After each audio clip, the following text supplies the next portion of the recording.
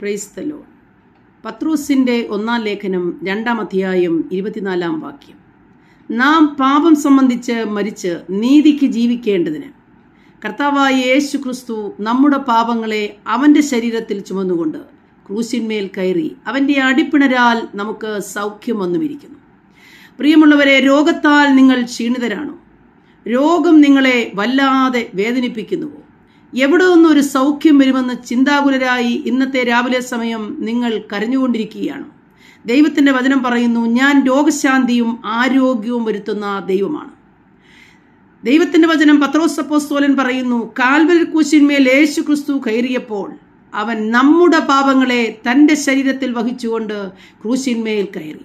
Calvary ക്രൂശിലെ മരണത്താൽ നമ്മ എന്നേക്കുമുള്ള നിത്യജീവനെ കർത്താവ് നമുക്ക് നൽകി തന്നിരിക്കുന്നു.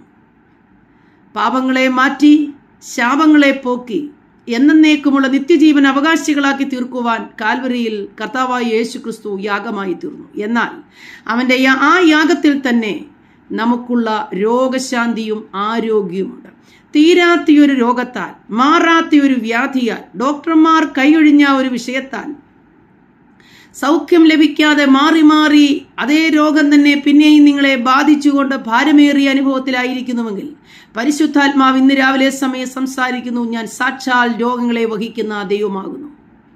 എൻ്റെ അടിപ്പിണരാൽ നിങ്ങൾക്ക് സൗഖ്യം വന്നുമിരിക്കുന്നു. അതുകൊണ്ട് പ്രിയപ്പെട്ടവരെ, രോഗത്താൽ ഭാരപ്പെടുന്നുവോ? സൗഖ്യദായകനായ യേശു നിങ്ങളുടെ അടുക്കൽ നിൽക്കുന്നു. യേശുവിനെ കർത്താവായി അതേ ഹൃദയത്തിൽ അംഗീകരിക്കുകയും വായ് കൊണ്ട് അവൻ എൻ്റെ രക്ഷകനെന്നും സൗഖ്യദായകനുമെന്ന് ഏറ്റുപറയുന്നുവെങ്കിൽ ഇന്ന് രാവിലെ നിങ്ങൾക്ക് സൗഖ്യം ദൈവം നൽകി തരും. കർത്താവ് സൗഖ്യദായകനാണ്. അവൻ പാപങ്ങളെ പോക്കുന്നവനാണ്, രോഗങ്ങളെ സൗഖ്യമാക്കുന്നവനാണ്, നിത്യജീവനെ നൽകുന്നവനാണ്, മനുഷ്യന്റെ ആത്മാവിന് വില കൊടുത്തവനാണ് കർത്താവായ യേശു ക്രിസ്തു. അതുകൊണ്ട് ഇന്ന് രാവിലെ നിങ്ങൾ ഏൽപ്പിച്ചു കൊടുത്തു. കർത്താവായ യേശു നിങ്ങൾക്ക് സൗഖ്യവുമായി നിങ്ങളുടെ അരികിൽ നിൽക്കുന്നു. അതുകൊണ്ട് നിങ്ങൾ ഹോസ്പിറ്റലിലെ രോഗക്കിടക്കയിലാണോ ഇത് കേൾക്കുന്നത്? അതല്ല ഭവനത്തെ നിങ്ങൾ ഉപേക്ഷിക്കപ്പെട്ട രീതിയിൽ വന്നു കിടക്കുന്ന ഒരു അനുഭവത്തിലാണോ ഇത് കേൾക്കുന്നത്? ഈ രോഗം നിങ്ങൾക്ക് നിത്യതയ്ക്കൂടെ അവകാശത്തിന് കാരണമായി തീരത്തക്ക രീതിയിൽ രോഗശാന്തി തരുമ്പോൾ തന്നെ ദൈവം ആരോഗ്യം തരുന്നു.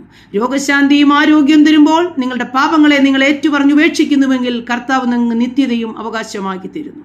ആകയാൽ ഈ ക്രൂശിൽ വിശ്വസിക്കുന്നുവോ? ഈ കർത്താവായ യേശു ക്രിസ്തുവിൽ വിശ്വസിക്കുന്നുവോ? ഇന്ന് രാവിലെ നിങ്ങൾ സൗഖ്യം കണ്ടെത്തും. ദൈവം നമ്മെ അനുഗ്രഹിക്കട്ടെ. ആമേൻ.